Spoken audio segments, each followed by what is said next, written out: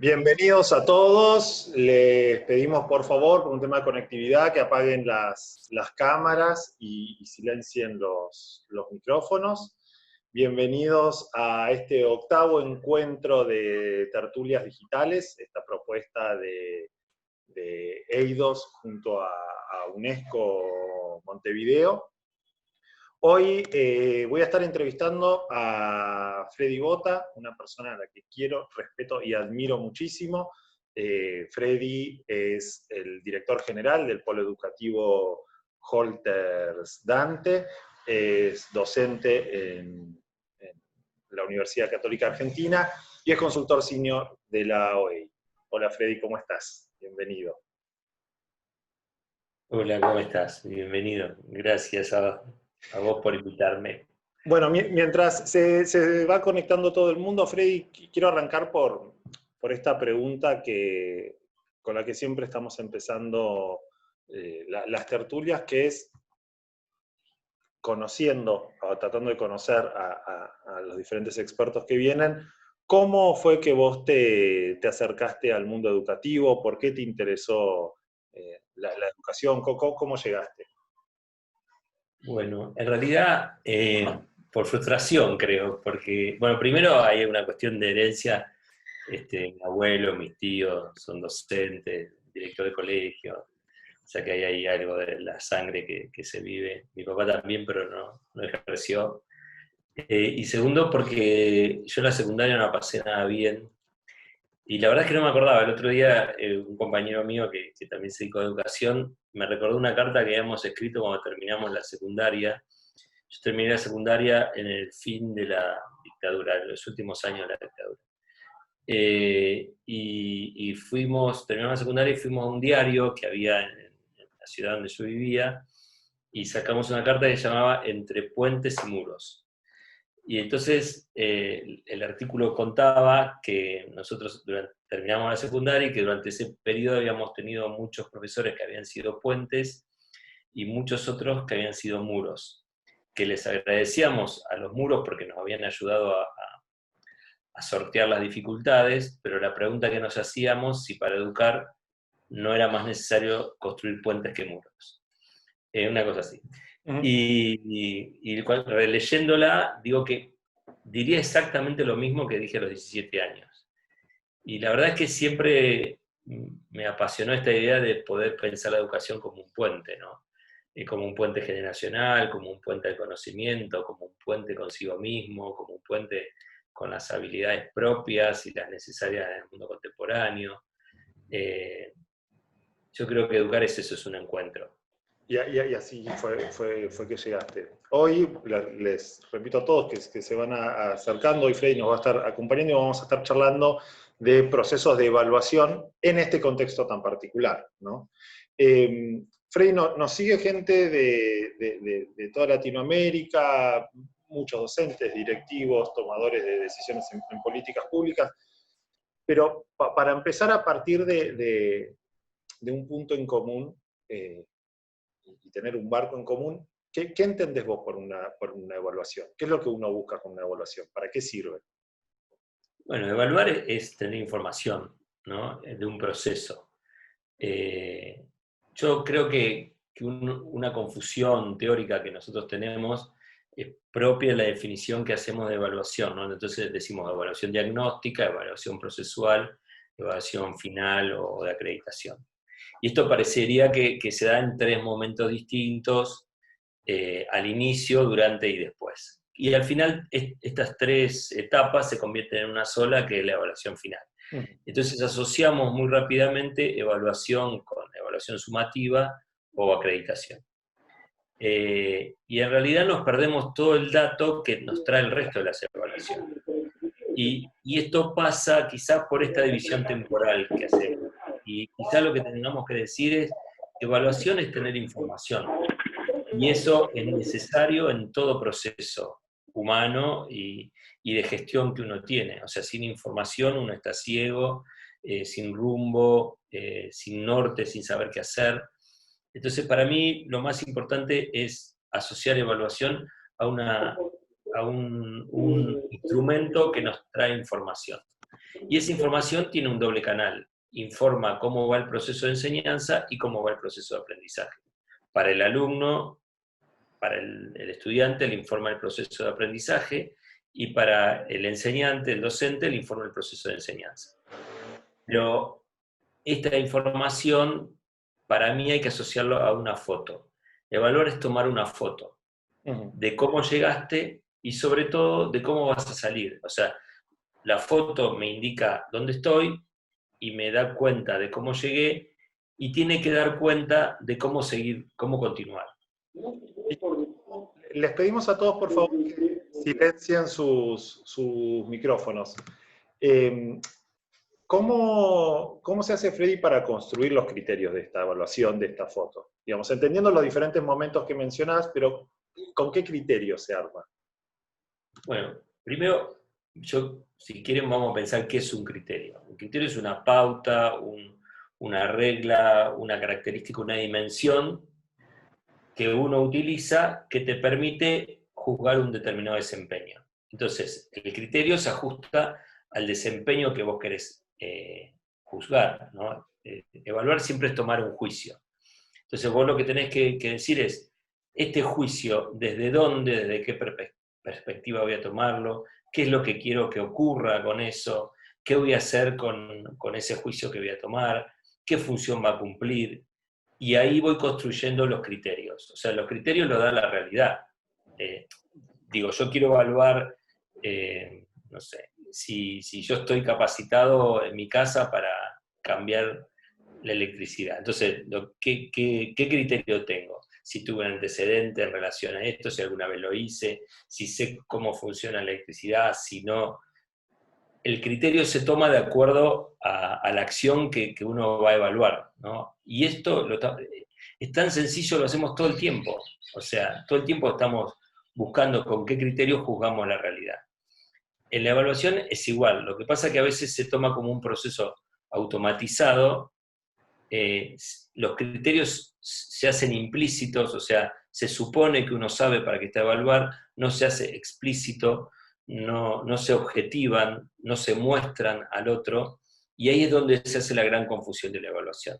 Yo creo que, sobre todo, principalmente en el nivel secundario y universitario, si uno le pregunta a un docente con qué criterio tomó determinada evaluación, no sabe bien qué responder. Normalmente el criterio es ver si sabía o no sabía. Y aparte pensaba, mientras te escuchaba, esta foto y estas variables del criterio en realidad es lo único que te va a permitir chequear una eficiencia. O sea, ¿realmente hubo una curva de aprendizaje o ya venía en realidad con una materia que ya sabía, que mi alumno ya estaba en tema, además, y no hubo un verdadero aprendizaje? Digo, si no tengo en cuenta estos factores previos. Sí, tal cual. Por eso es importante tomar varias fotos. Es como un viaje. Si yo tomo la foto del lugar donde llegué, no significa que dé cuenta de lo que ocurrió en el viaje. Claro. Si yo voy tomando fotos, puedo reconstruir ese proceso. Por eso la evaluación no es sumativa y todo el tiempo hay que parar, buscar criterios de evaluación y evaluar en ese momento, sacar una foto, ver dónde estoy y ver cómo sigo. Y ahí la evaluación siempre es un proceso. Y en este contexto en particular, ¿qué se evalúa? ¿Cómo se evalúa? Porque ahí está el gran tema, digamos. Sí, a mí me parece que en Argentina, no sé en el resto de los países, pero en Argentina, en el momento que se decidió no acreditar, con mucha razón, porque digamos, fue muy disímil los procesos de enseñanza, hubo quien no tenía conectividad, hubo quien tenía conectividad, hubo quien tenía clase sincrónica, quien tenía clase sincrónica, hubo quien solo llenó cuadernillos, no sé, bueno. Esto generó la idea de, bueno, entonces no vamos a acreditar. Y como nosotros, como te dije al principio, se había asociado evaluación a acreditación, la gente en su inconsciente dijo, bueno, entonces no se evalúa. Si no se evalúa, y como normalmente la evaluación tracciona los aprendizajes, parecería que se cayó el motor de los aprendizajes. Y a mí vuelvo a la concepción que yo te dije al principio. para mí habría que haber sacado fotos de donde estoy a partir de los aprendizajes que se fueron dando, de acuerdo a lo que cada uno pudo hacer en su proceso de enseñanza, y generar criterios dentro de ese proceso de enseñanza. Si yo di cuadernillos, bueno, si se entregaron en tiempo y forma, si estaban realizados de manera correcta, si uno vio que había un esfuerzo en el proceso de comunicación con el docente, si hubo respuesta en las cosas. Bueno, generar una batería de criterios que evalúe ese proceso. El problema que nosotros creemos es que la evaluación es evaluar un contenido, si se sabe o no se sabe, si se es capaz de memorizarlo o no se es capaz de memorizarlo, si se es capaz de repetirlo o no. Y en realidad, evaluar es juzgar, es tener información de lo que está ocurriendo en ese proceso. Y a mí me parece que nos perdimos ese modo de recabar información. No fue claramente explícito. No se generaron condiciones ni criterios institucionales con lineamientos precisos de cómo tomar evaluación. Cada docente lo fue haciendo a su manera y eso hizo perder este proceso de evaluación y en ese caso también se deterioró el proceso de enseñanza. Ahí me surgen dos preguntas, que es que, por un lado, digamos, entiendo lo que planteas en cuanto a la evaluación como concepto mucho más complejo y profundo que la acreditación específica. Hay casos donde es más complejo, en el sentido de, bueno, ¿qué haces con un alumno que termina sexto año en Provincia de Buenos Aires o quinto año en Capital, donde la acreditación ahí, o en primaria, le permite el paso a otro nivel? Ahí es más complejo que dar la acreditación o no darla.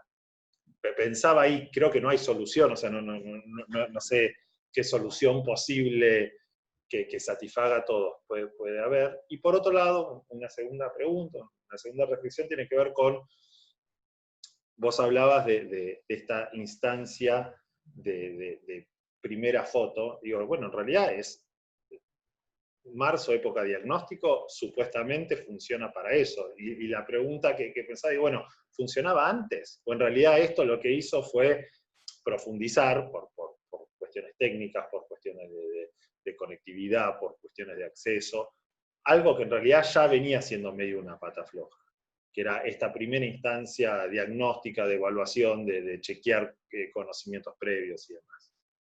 Sí, es una pata floja, claramente. Por eso digo, para mí hay que quitarle estos tres procesos de evaluación, y porque uno siempre está haciendo diagnóstico. Cuando vos me estás haciendo esta pregunta, yo estoy diagnosticando, estoy pensando a ver si lo que dije se entendió o lo tengo que volver a decir en otros términos, si por ahí lo que vos estás diciendo se ajusta. Todo el tiempo estamos diagnosticando y reevaluando para poder dar cuenta de un proceso X. Entonces, lo que yo propongo es volver a reformular el tema de evaluación y decirlo sencillamente, es una foto que tiene que tener una retroalimentación siguiente. O sea, esto es lo que yo veo, y para mí, para mejorarlo o para superarlo, o si es suficiente también decirlo, para superarlo vos tenés que seguir este camino, si es suficiente, el siguiente paso será este. Pero lo que nosotros normalmente vemos es que en la evaluación el proceso se terminaba con poner una nota, y yo ya evalué. Claro. Sí, evaluaste, pero eso ¿para qué sirvió? Fíjate qué interesante que nuestro sistema educativo, sobre todo en secundaria, cuando uno hace un proceso X y no aprobó ese proceso, en lugar de generar un proceso de mejora y de volver a ver qué pasó en ese proceso y que no funcionó, se lo larga solo al chico y dice, bueno, vení dentro de 15 días y rendí todo de vuelta, solo. Si no pudo acompañado, ¿por qué lo va a hacer solo? Entonces, ahí hay un déficit en la definición de evaluación. Si evaluación es para yo poner una nota, hacer un punto, un corte y desentenderme del problema, o para reconstruir el problema y volver sobre eso, porque es un problema compartido, hay algo en el proceso que no funcionó. Y en ese sentido somos dos los involucrados. En ese sentido, vos tenés algo interesante, que es que estás en un nivel macro, porque te moves asesorando a estados, has recorrido diferentes provincias, diferentes países trabajando con estados, pero también en el día a día, digamos. Como director general de las escuelas, ves lo concreto. En esta instancia, ¿cómo, cómo se evalúa? ¿Cómo has visto que funciona el sistema, este sistema de evaluación? ¿Qué ha sido más efectivo? Yo te digo cómo decidí evaluar en los colegios, que no sé cómo se evalúa, no sé si es más efectivo, Mm. es una hipótesis. A mí lo que me parecía era que el problema no era la nota, sino el problema era la consecuencia de la nota en este contexto. ¿Qué quiero decir con esto? Para mí la nota es un indicador, siempre es un indicador. De 1 a 10 tenés un 70%, un 20%, es un indicador. El problema no es el indicador, sino el peso que ese indicador tiene como consecuencia en la vida del alumno.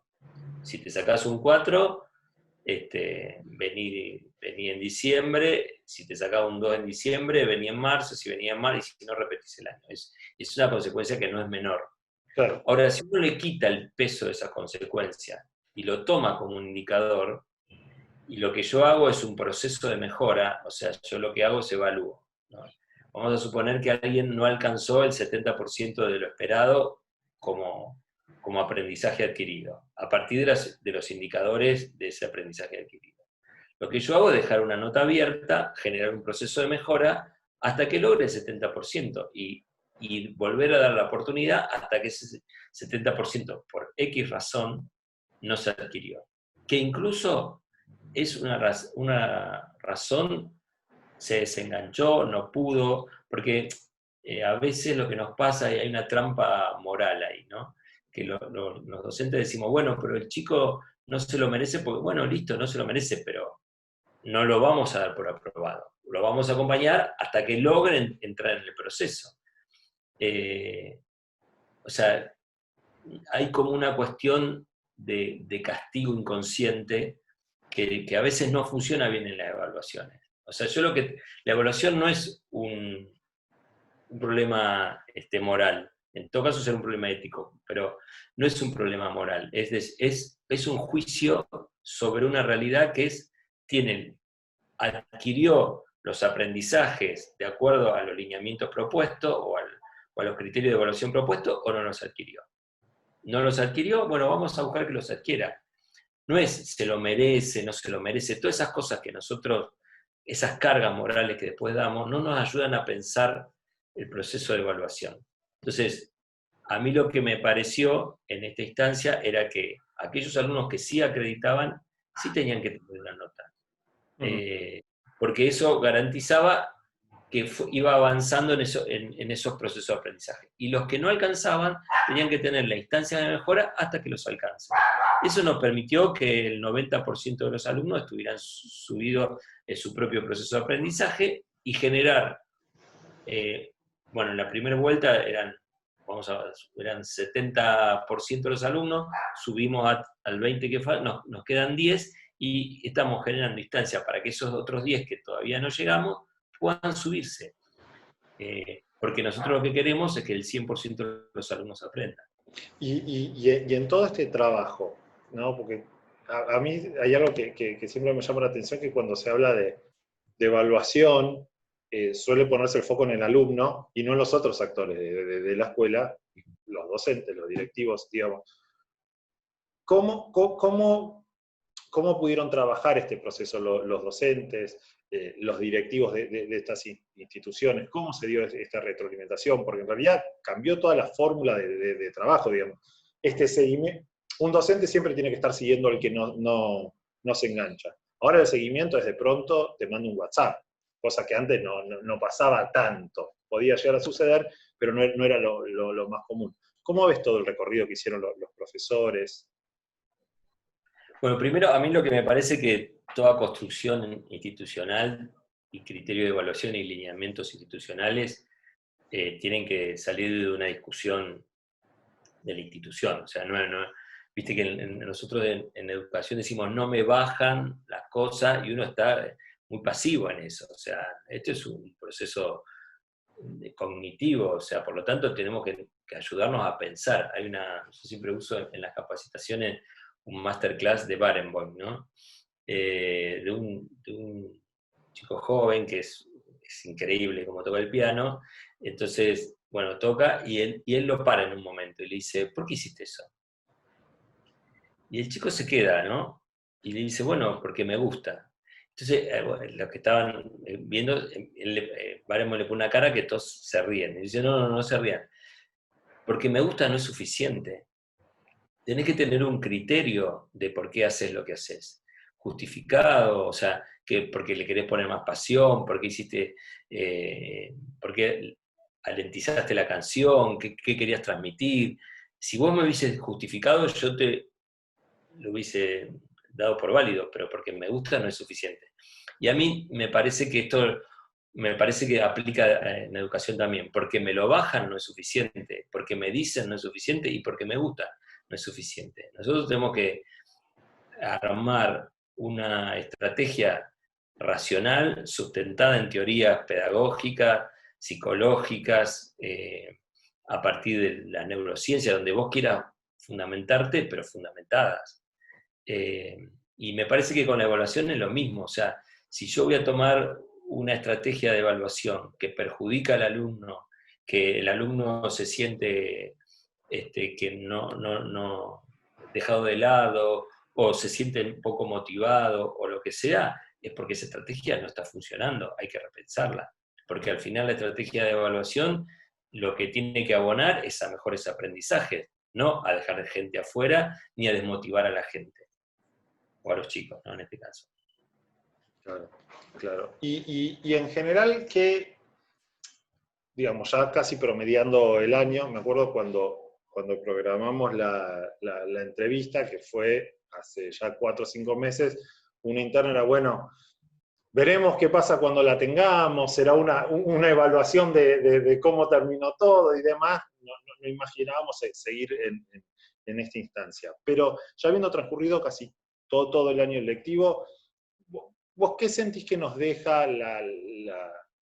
esta crisis, esta situación de aprendizaje? ¿Qué es lo que pone en evidencia?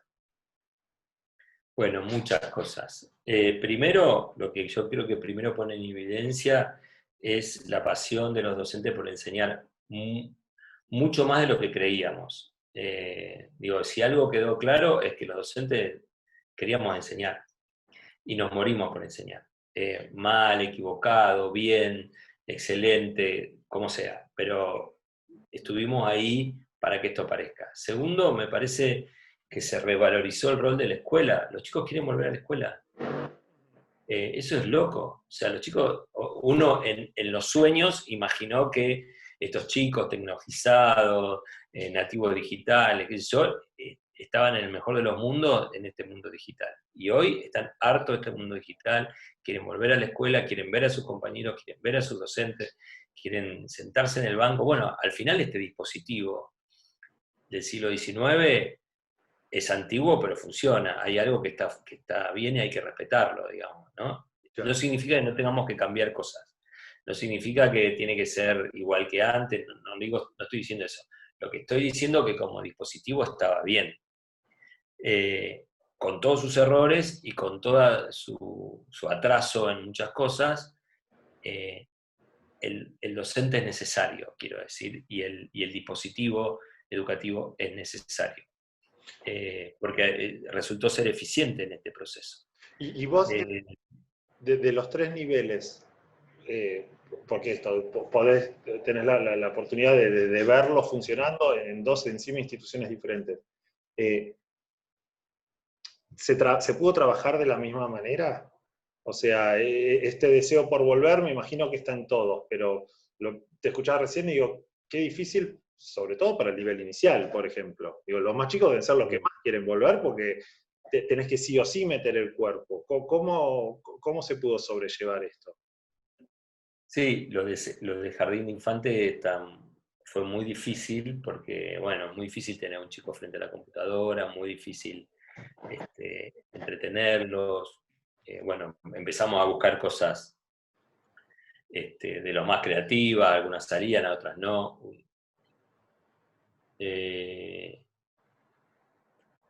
¿Hola? Sí, sí, te escucho perfecto, ¿eh? Ah, se me corrió la cámara. Ah, Algunas salían y otras no. Fue de lo más difícil. También la secundaria, y sobre todo los últimos años de secundaria, bueno, de hecho, lo que hay una movida por volver, quieren cerrar este proceso en su escuela, hay algo de eso que también apareció. Yo creo que esos fueron como los dos polos más difíciles, más afectados. Eh, lo que descubrimos es que el hombre es un ser social mucho más de lo que imaginábamos en teoría. claro. Eh, y que el juego en un lado y las picardías en el otro, y el encuentro y la mirada, y la cuestión socializadora en todo el sistema educativo, no es algo periférico en el proceso de enseñanza. Hay algo ahí que se juega. Digo porque también en algún momento se puso de moda el homeschooling y la enseñanza a través de estos medios. Esto demuestra que la escuela es mucho más que el contenido que te puedo dar, que, bueno, podemos hablar sobre si enseñamos contenido de habilidades, pero que la transmisión de un determinado saber, que lo que se está construyendo es una subjetividad, es un ciudadano, es un ser social en este proceso de enseñanza. Y eso requiere un adulto, requiere un compañero, requiere encontrarse y desencontrarse, mirarse, conocerse, y eso es una enseñanza importante. En ese sentido, traes dos temas que me gustaría tocar.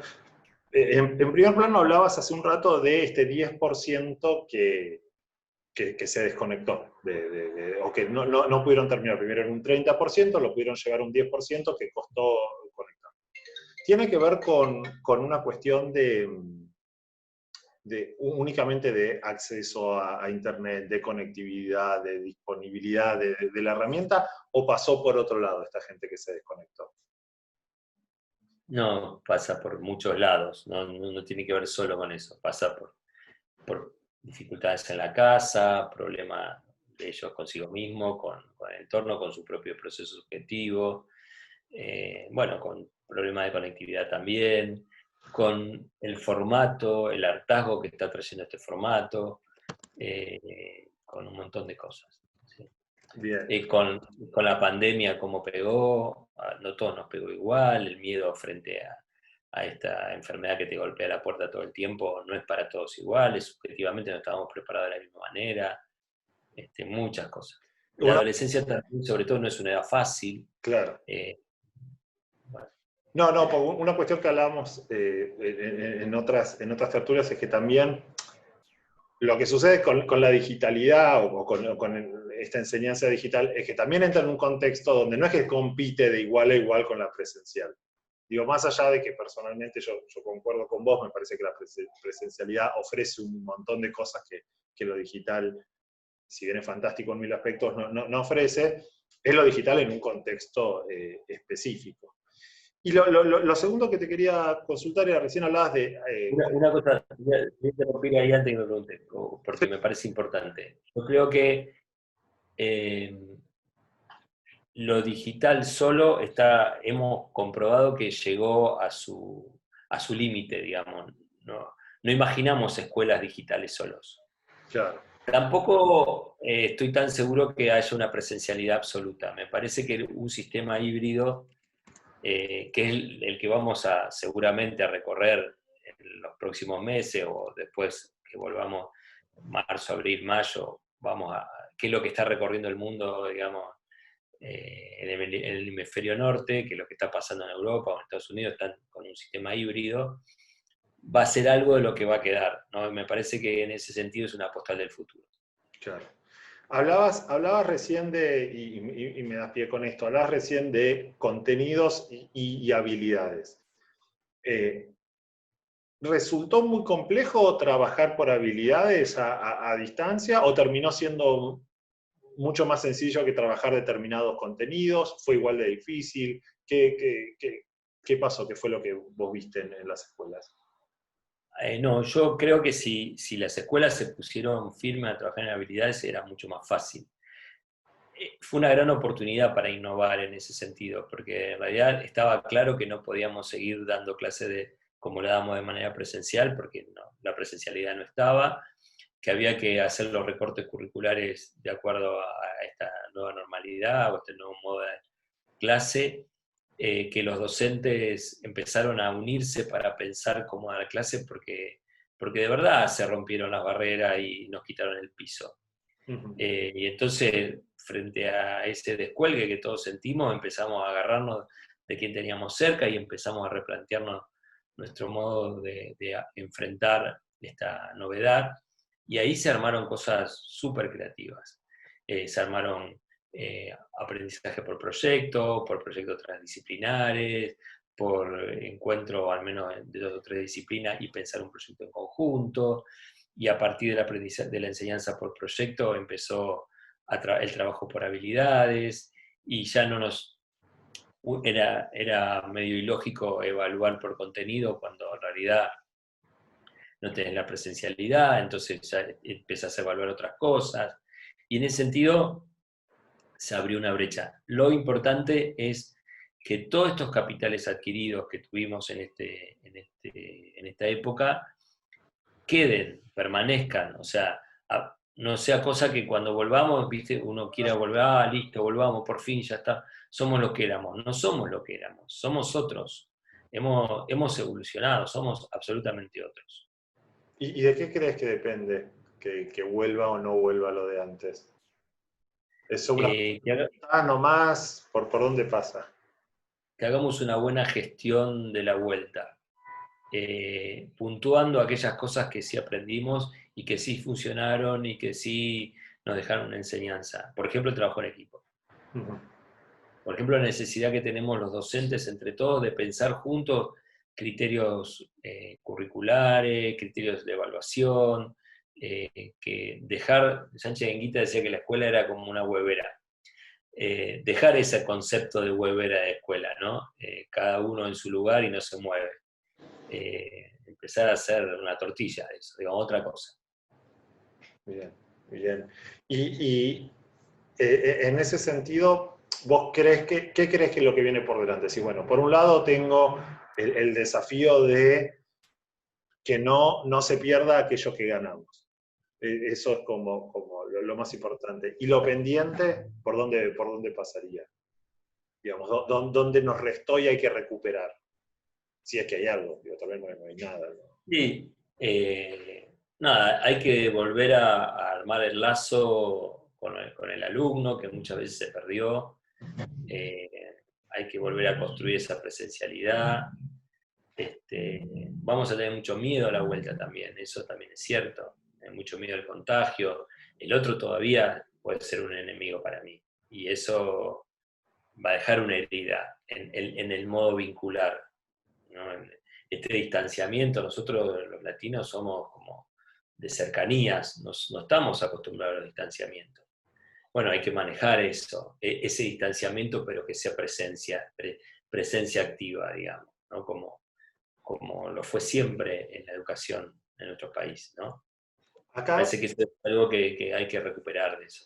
me preguntan por el chat, ¿cómo trabajar con este miedo? ¿Cómo se rediseña pensando en la existencia de este miedo? Bueno, vos sos psicólogo y sabrás cómo se trabaja la fobia, y a mí me gusta lo que dice la psicología cognitiva en relación a las fobias.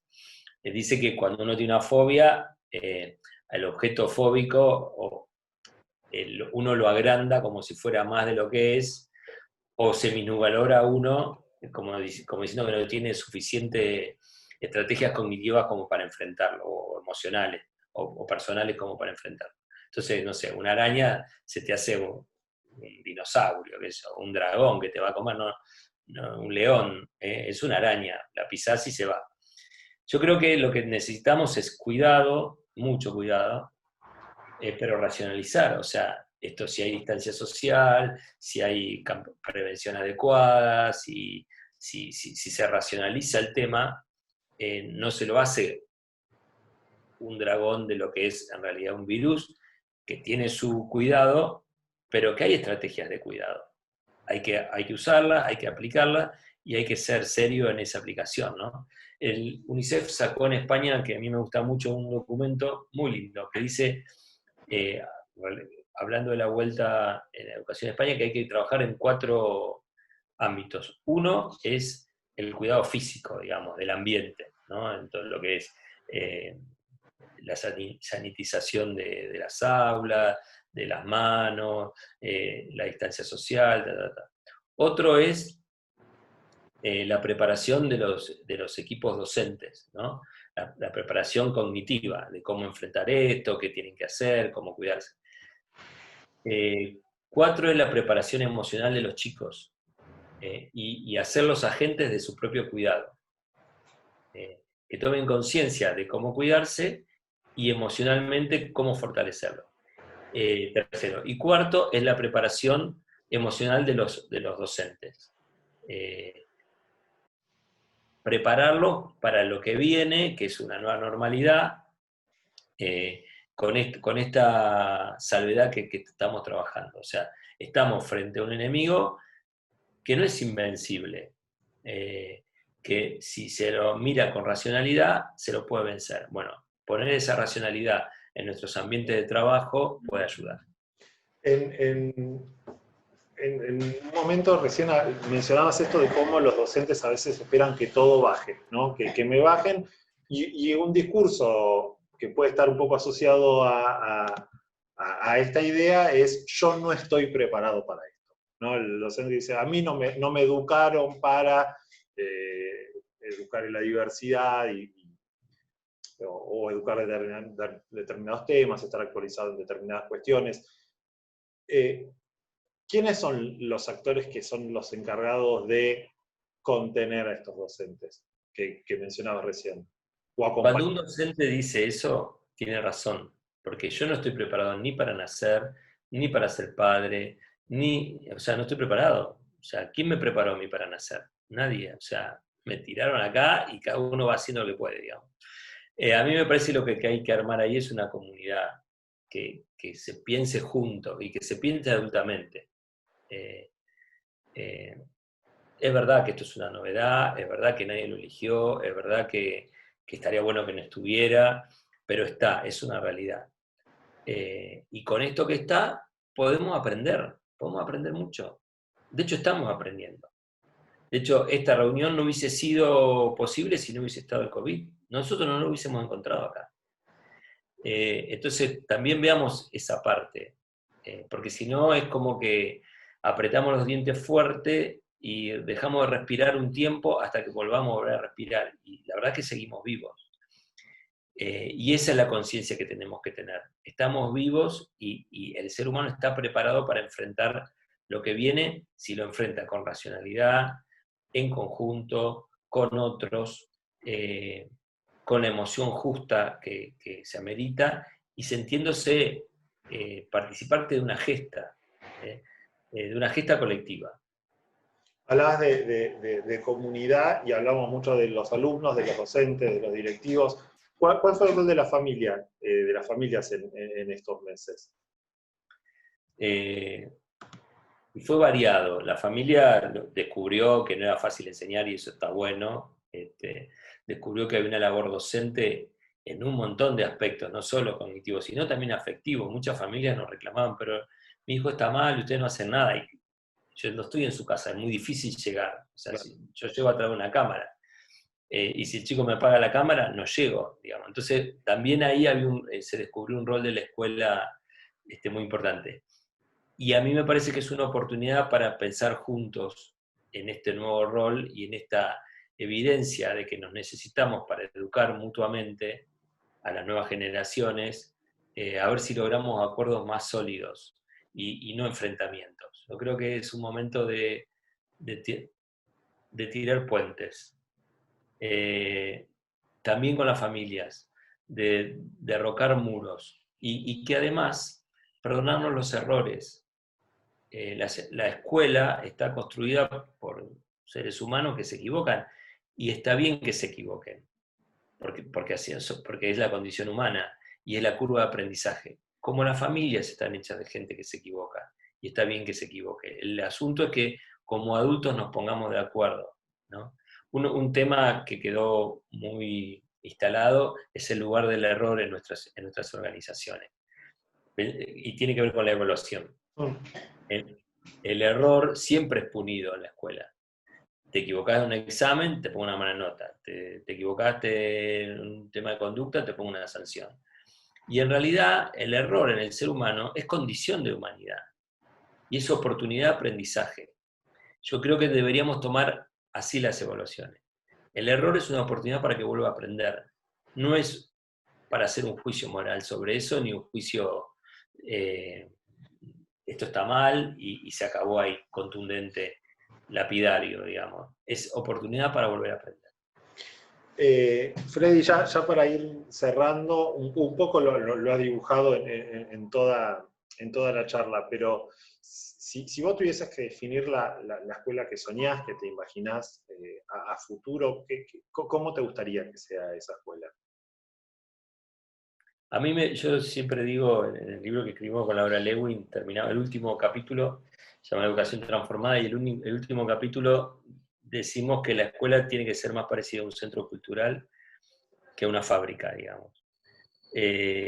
Y a veces las escuelas son más parecidas a las fábricas que a los centros culturales.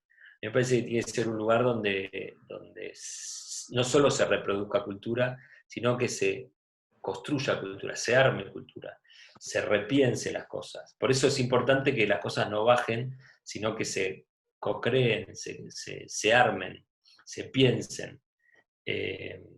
Y la escuela tiene que ser, me gustaría que sea el lugar donde se irradie una cultura diferente, donde se cuestiona la cultura hegemónica, donde la cultura globalizada, que a veces tiende a manipular a las personas, ahogando las diferencias, empiece a encontrar un espacio donde la diferencia tiene lugar, donde el que piensa distinto puede convivir con nosotros.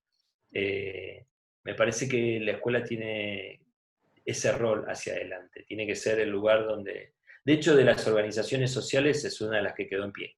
Machucada, vetusta, lo que sea, pero quedó en pie. Por lo tanto, ahora me parece que debería reforzar ese, no solo estar en pie, sino mirar de frente el destino de las personas, de los chicos y de la cultura y proponer algo. ¿Y está muy lejos de eso? Y esto un poquito, sí. Sí, está un poquito. La verdad que sí. No porque no tenga, no es una cuestión de fuerza de los docentes, es una cuestión de prioridad, de política de Estado. Yo siempre me cuestioné en las elecciones que nunca se hablaba de la política educativa. Se hablaba de la política económica, hablaba de qué iba a pasar con el dólar, pero nadie presentó una clara plataforma educativa. De hecho, los ministros de educación no es los primeros que se nombraban. Yo que me dedico a educación, lo primero que busco, por eso lo sé, porque lo busco y nunca lo encuentro. Y además me parece que deberíamos generar un pacto nacional de continuidad de política educativa, más allá del partido donde esté. Digo, hay muchas cosas que son claves y que todos nos podemos poner de acuerdo a nivel educativo. Bueno, que eso nos pongamos de acuerdo todos los ciudadanos de que queremos una educación fuerte, una educación de calidad para todos, de que todos puedan ser educados como corresponde, de que lo que ocurre en la escuela sea valioso, de reinvertir en las escuelas como corresponde. Bueno, todo esto nos podemos poner de acuerdo. Me parece que sería bueno que eso ocurra y no que viene uno y baja todo lo que hizo el otro y vuelve a empezar, y así es un círculo muy difícil. Volviendo al tema original, porque aparte te coarta la posibilidad de sacar esta foto que decimos, es decir, Total, nunca sé total. dónde estoy parado, pues siempre estoy reinventándome, reempezando de vuelta y no evolucionando. Bueno, Freddy, te agradezco muchísimo. Quiero agradecerles a todos los participantes. Fui metiendo sus preguntas en la conversación. Les agradezco un montón por acompañarnos durante estos 45 minutos y fundamentalmente a vos, Freddy, gracias por tu tiempo. No, un gusto enorme y un abrazo grande a todos. Les mando un saludo muy grande y gracias por acompañarnos en estas tertulias.